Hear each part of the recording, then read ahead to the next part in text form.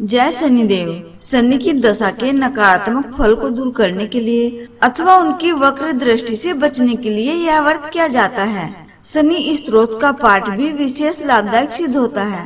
आइए पहले जान लेते हैं शनिवार व्रत विधि और इसके उपरांत शनिवार व्रत कथा। शनिवार को प्रातःकाल नित्य क्रम से निवृत्त होकर स्नान आदि करके संकल्प करना चाहिए और शनिदेव भगवान की कोई कैलेंडर या मूर्ति लेकर उसकी पूजा करनी चाहिए। काले तिल, काला वस्त्र, तेल, उड़द शनिदेव को बहुत प्रिय हैं, इसलिए इनके द्वारा शनिदेव की पूजा की जाती है। पूजा पीपल के नीचे की जाए तो उत्तम तरीका है। 7 बार परिक्रमा करनी चाहिए। तत्पश्चात वृक्ष में सूत लपेटना चाहिए और शनिदेव की प्रार्थना करनी चाहिए। लोहे के कटोरे में तेल भरकर काले तिल तथा काली वस्तु का दान करना चाहिए। भोजन भी किसी काले रंग के अन्न का करना चाहिए। यदि सामर्थ्य हो तो काले बछड़े वाली गाय सुपात्र ब्राह्मण को दान करनी चाहिए। चलिए अब शुरू करते हैं शनिदेव भगवान की कथा। एक बार सूर्य, चंद्रमा, मंगल, बुध, बृहस्पति, शुक्र, शनि, राहु और केतु इन 9 ग्रहों में झगड़ा होने लगा कि हम सब में बड़ा कौन है। सभी अपने आप को बड़ा समझते थे। उन लोगों का झगड़ा काफी बढ़ गया और वह किसी फैसले पर नहीं पहुंच सके, तो वे देवराज इंद्र के पास गए और उनसे निवेदन किया, हे देवराज, आप हमारा न्याय कराकर बताएं कि हम 9 ग्रहों में सबसे बड़ा कौन है। ग्रहों की बात सुनकर इंद्र घबरा गए और बोले, मुझ में इतनी सामर्थ्य नहीं जो मैं किसी को छोटा बता सकूं। मैं इस मामले में कुछ नहीं कह सकता। हाँ, एक उपाय अवश्य बता सकता हूँ। इस समय मृत्यु लोक में विक्रमादित्य का राज्य है। वह दूसरों के दुखों को दूर करते हैं, इसलिए तुम्हें उनके पास जाना चाहिए। देवराज इंद्र की बात सुनकर सभी ग्रह महाराज विक्रमादित्य के पास गए और सारा किस्सा सुनाया। ग्रहों की बात सुनकर महाराज विक्रमादित्य सोचने लगे कि किसको छोटा बताऊं। काफी देर तक विचार करने के पश्चात उन्होंने एक उपाय सोचा। सोना, चांदी, कांसा, पीतल, सीसा, रांगा, जस्ता, अभ्रक और लोहा 9 धातुओं के 9 आसन बनवाए और उन सबको क्रमानुसार बिछा दिया। सोने का सबसे आगे, लोहे का सबसे पीछे। इसके बाद राजा ने ग्रहों से कहा, आप सब अपने अपने आसन पर बैठ जाइए। जिसका आसन सबसे आगे है उसको सबसे बड़ा और जिसका आसन सबसे पीछे है उसको सबसे छोटा समझिए। क्योंकि लोहे का आसन सबसे पीछे था, इसलिए शनिदेव ने समझ लिया कि राजा ने मुझे सबसे छोटा बता दिया है। इस निर्णय पर शनिदेव को बहुत क्रोध आया। उन्होंने कहा कि राजा, तू मेरे पराक्रम को नहीं जानता।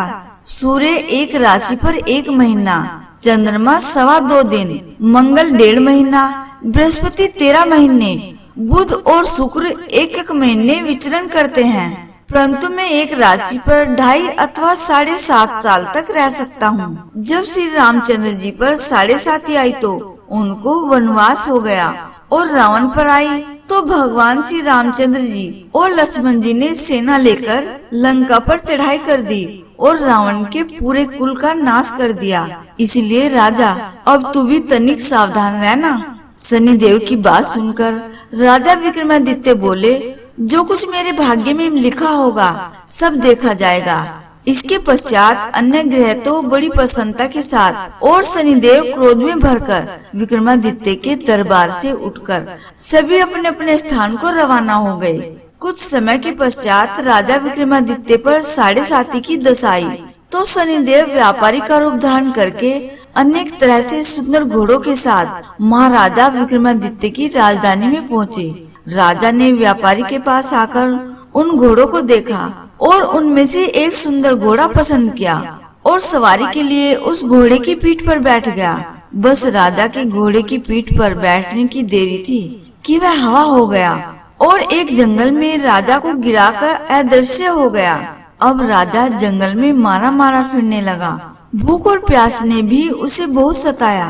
इतने में कहीं से एक ग्वाला वहां आ पहुंचा। उसने राजा को पानी पिलाया। पानी पीने के पश्चात राजा ने ग्वाले से नगर का मार्ग पूछा। ग्वाले ने राजा को सीधा रास्ता बता दिया। राजा शहर में पहुंचा और एक सेठ की दुकान पर जाकर बैठ गया। सेठ ने जब उसका नाम ग्राम पूछा तो राजा ने कहा, मेरा नाम बीका है और मैं उज्जैन का रहने वाला हूँ। सेठ ने उनको कुलीन मनुष्य जानकर जलादी पिलाया। सेठ की दुकान पर उस दिन बहुत अधिक बिक्री हुई। इससे सेठ राजा को एक भाग्यवान पुरुष समझकर भोजन के लिए अपने घर ले गया।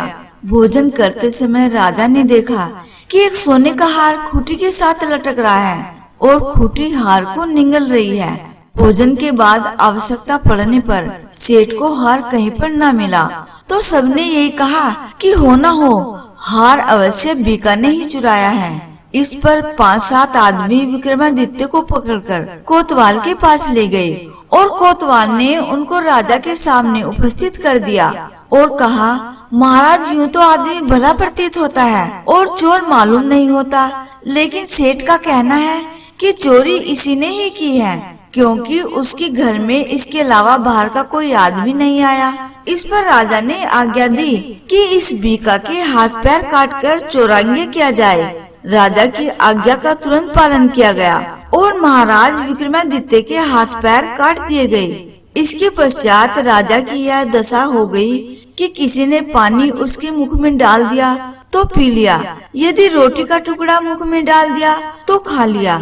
इस प्रकार कुछ काल व्यतीत होने पर एक तेली उनको अपने घर ले गया और उनको अपने कोल्हू पर बिठा दिया। महाराजा विक्रमादित्य उस पर बैठे हुए दिन भर अपने मुख से बोलकर ही बैल हाँकते रहे। जब राजा की बुरी दशा समाप्त हो गई तो एक रात को जब वर्षा के समय वह मल्हार गा रहे थे तो उनका गाना सुनकर उस नगर के राजा की लड़की उन पर मोहित हो गई और अपनी दासी को इस बात का पता लगाने भेजा कि देखो इस समय कौन मल्हार गा रहा है। दासी ने महल में आकर राजकुमारी को सब वृतांत सुना दिया। राजकुमारी ने प्रण कर लिया, यदि विवाह करूंगी तो इस चौरंगी के साथ ही करूंगी, और अगले दिन से राजकुमारी ने अनशन व्रत कर दिया। दासी ने रानी को सब हाल सुना दिया। रानी तुरंत ही राजकुमारी के पास पहुंची और उससे उसके दुख का कारण पूछा। राजकुमारी ने कहा, माताजी, मैंने प्रण कर लिया है, अमुक तेली के घर में चौरंगिया है, उसी के साथ विवाह करूंगी। रानी ने चिंतित होकर यह बात राजा को बताई। राजा ने भी समझाया। उससे कहा, पुत्री, मैं अभी देशांतर में अपने दूत भेजकर गुणवान तथा रूपवान राजकुमार के साथ तेरा विवाह करूंगा। जो बात तुमने सोची है यह तुम जैसी राजकुमारी को शोभा नहीं देती। इस पर राजकुमारी ने कहा, पिताजी, यदि आप इस संबंध में अधिक कुछ कहेंगे तो मैं अपने प्राण त्याग दूंगी, परंतु दूसरा वर नहीं करूंगी। राजा ने उसी समय तेली को बुलाकर कहा, तेरे घर में जो चौरंगिया है मैं उसके साथ अपनी लड़की का विवाह करना चाहता हूँ। तेली ने कहा, महाराज, यह कैसे हो सकता है? कहा आप हमारे राजा और कहा मैं एक नीच तेली। राजा ने कहा, भाई, भाग्य के लिखे को कौन मिटा सकता है? तुम अपने घर जाकर विवाह की तैयारी करो। अब तेली अपने घर जाकर विवाह की तैयारी करने लगा। फिर राजा ने राजकुमारी का विवाह चौरंगिया के साथ कर दिया। रात्रि के समय जब महाराजा विक्रमादित्य और मन भावनी महल में सोए तो आधी रात के समय शनिदेव ने राजा विक्रमादित्य को स्वप्न में दर्शन देकर कहा, राजन, कहो तुमने मुझको छोटा बताकर कितने दुख उठाए हैं। तब महाराजा विक्रमादित्य शनिदेव से अनेक प्रकार से क्षमा याचना की। इस पर शनिदेव ने प्रसन्न होकर महाराजा विक्रमादित्य को हाथ पैर दोबारा दिए। विक्रमादित्य ने शनिदेव से कहा, महाराज, मेरी एक प्रार्थना स्वीकार करे कि जैसा दुख आपने मुझे दिया है वैसा और किसी को नहीं दीजिएगा। शनिदेव जी ने कहा, राजन, तुम्हारी यह प्रार्थना स्वीकार करते हैं। जो मनुष्य मेरी कथा सुनेगा और चींटियों को आटा डालेगा उसके मनोरथ पूर्ण होंगे। इतना कहकर शनिदेव अंतर्ध्यान हो गए।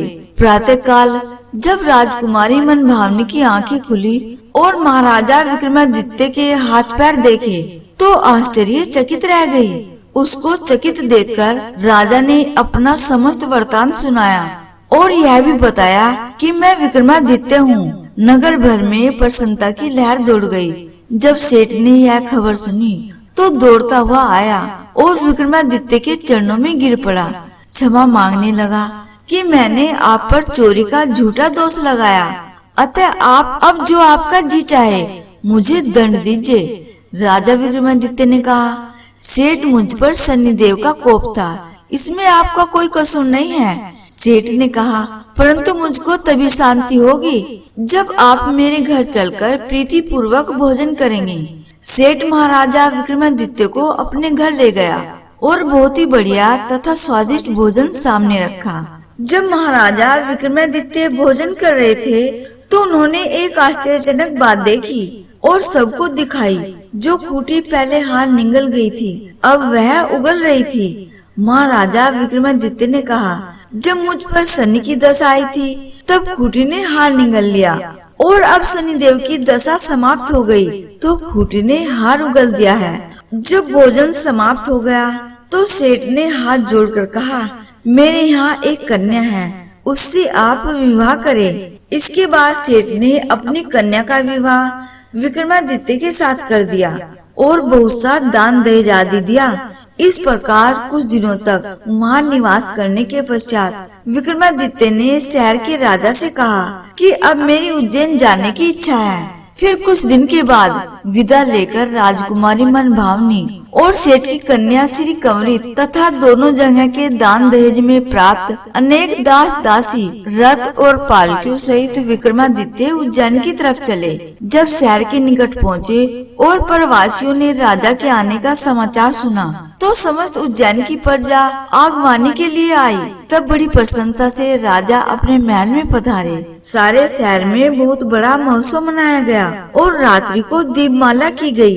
दूसरे दिन राजा ने शहर में यह सूचना करवाई कि शनिदेव सब ग्रहों में सर्वोपरि हैं। जो कोई शनिदेव की कथा पढ़ता है अथवा सुनाता है उसके सब दुख दूर हो जाते हैं। बोलिए शनिदेव भगवान की जय।